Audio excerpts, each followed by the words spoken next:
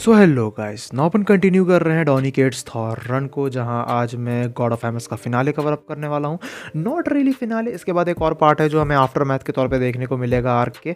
But या अगर तुम लोगों ने प्रीवियस कोई पार्ट मिस कर दिया है तो डिस्क्रिप्शन में हमेशा की तरह लिंक मिल जाएगी प्लेलिस्ट की, go check it out. Now this one opens up with bit of flashback, जहां हमें देखने को मिलता है द ओल्ड डेज जब थॉर स्टिल यंग था और वो बेसिकली म्योनिर को कंट्रोल करना सीख रहा होता है। जहां हमें देखने को मिलता है कि वो म्योनिर को अपने पास समन करता है, बट म्योनिर काफ़ी ज़्यादा तेज़ी में जो है उसके पास आने लगता है, जिस स्पीड को देख के थॉर डर जाता है। बट तभी ओडिन बीच में स्टेप इन करता है, वो थॉर को सेव कर लेता है और कहता है अपनी आंखें खुले रखो बॉय, म्योनिर तुम्हें नुकसान नहीं पहुंचा सकता है। एंड थॉर इज़ लाइक मुझे माफ़ करना father, I just can't seem to find the balance. And Odin is like it's okay son, here it belongs to you, while he gave the hammers back to Thor. Now this whole flashback is actually really significant because first of all यहाँ पे हमें ये चीज़ देखने को मिलती है कि Thor म्योनिर के साथ काफ़ी पहले से वो म्योनिर के साथ अपने अर्ली डेज से मौजूद है, जिसके वजह से म्योनिर कोई बस स्पेसिफिक इंचेंटेड वेपन की तरह थॉर के लिए नहीं था। It's like a part of him, it's been like a part of him. और वही सेम चीज़ ओडिन पे भी अप्लाई होती है, because definitely he is a terrible father but Thor still loved him. And मानो ना मानो Odin has been a huge part of Thor becoming a strong person, जिसके वजह से करेंटली जो सिचुएशन चल रही है जहाँ थॉर अभी गॉड टेम्पेस्ट से फाइट कर रहा है, वो चीज़ भली कितनी भी ज़्यादा कूल और ऑसम क्यों ना हो, but it's really hard for him now to witness the death of his father while fighting the very hammer he has been together with since the early ages. Now अब Thor और God Tempest के बीच में fight हो रही होती है, जहाँ mostly Thor ही dominate कर रहा होता है।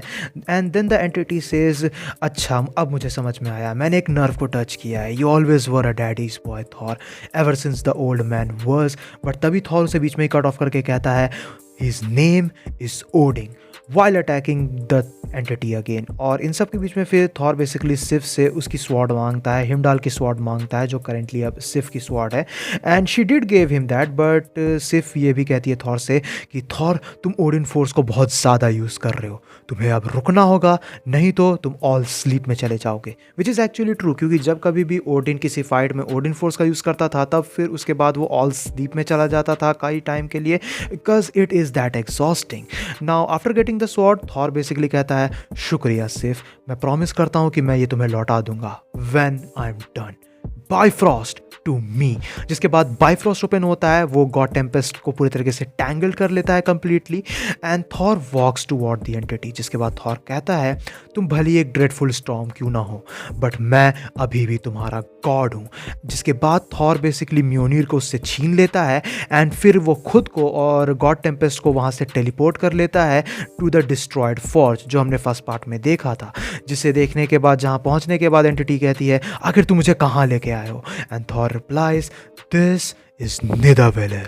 यही वो जगह है where you were born म्योनिर, एंड यही वो जगह है जहाँ तुम्हारा अंत होगा।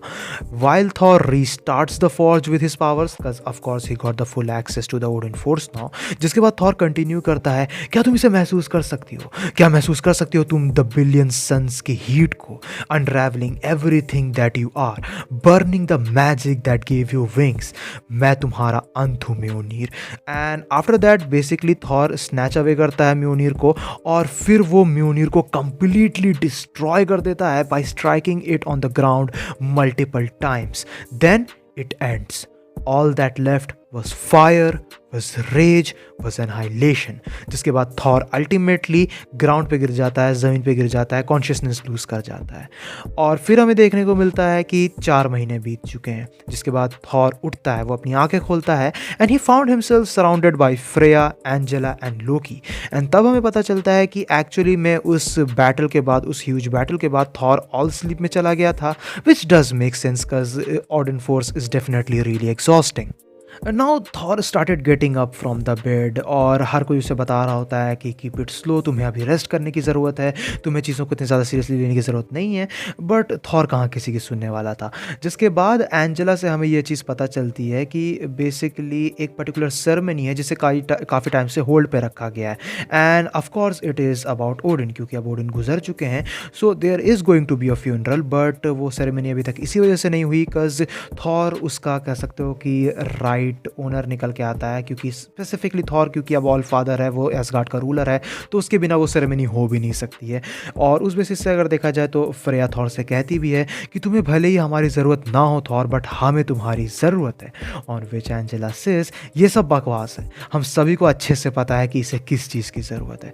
जिसके बाद एंजेला थॉर को कहती है कि वो उससे आर्मरी में मिले, और देन फिर वो लोग जब आर्मरी में एंटर करते हैं तब हमें वहाँ देखने को मिलता है म्योनीर, which does look kind of different, but it has been fixed surprisingly. Now म्योनीर को देखने के बाद थॉर कहता है आखिर तुमने ये कैसे किया, और एंजेला रिप्लाई करती है एंजल्स ने, सारे एंजल्स ने जो हेवन में बिलोंग करते हैं मेरे भाई, हम सभी भले ही बोनो जितने एक्सपीरियंस ना हो, बट हमने वो किया जो हम कर सकते थे। Man I love Angela, she is such a bad ass, she is a really cool character. Now Thor goes to say thanks to Angela, but she is gone, वो वहाँ से अचानक ही गायब हो जाती है। जिसके बाद थॉर म्योनीर की तरफ देखता है, अपने घुटनों पे जाता है, एंड ही स्टार्टेड प्रेइंग कि फादर मुझे पता है आप मेरी आवाज़ कहीं ना कहीं सुन सकते हो, और मुझे नहीं पता अब क्या करना है, मैं भुला चुका हूँ, मुझे कोई भी रास्ता नज़र नहीं आ रहा है। बट देन थॉर को ये वॉइस सुनाई देती है, आवाज़ सुनाई देती है, जो कहती है थॉर से अपनी आंखें खुली रखो boy, a king can not rule from his knees. और तब हमें ये चीज़ रिवील होती है कि ये आवाज़ और कहीं नहीं बल्कि म्योनीर से आ रही होती है, विच सजेस्ट की जो ओडिन की स्पिरिट है वो अब एक्चुअली में म्योनीर के साथ मर्ज हो चुकी है, म्योनीर के साथ इंटैंगल्ड हो चुकी है। And that right there is the end of part 5। Now अब इसके बाद बट आफ्टर मैथ बचा है, जो कह सकते हो कि गॉड ऑफ हैमर्स का लास्ट पार्ट होगा टेक्निकली। सो या अगर तुम्हें ये पार्ट पसंद आया तो उसको अपना थम्स अप देना, दोस्तों के साथ शेयर करना, चैनल पे नए हो तो do subscribe, and I will see you guys in the next one. Till then bye, stay tune, stay awesome.